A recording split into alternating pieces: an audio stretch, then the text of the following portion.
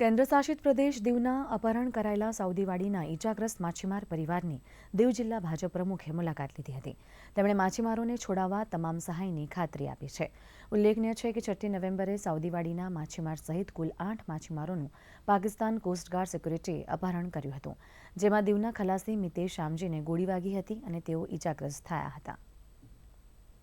કે જે પરિવાર 3 સાઉદવાડી અને સાંદવાડી અને વડીશેરીના અંદરમાં જે 3 ખલાસીઓ જે માઢવણનો માલિકી છે એની બોટનું અપહરણ કર્યું છે. એટલે દીવના 3 હતા, તો એના પરિવારની ત્યાં જવાનું નક્કી કર્યું અને પરિવારની પરિસ્થિતિ વિશે પણ જાણકારી લીધી અને એ લોકોને પણ સાંત્વના આપી.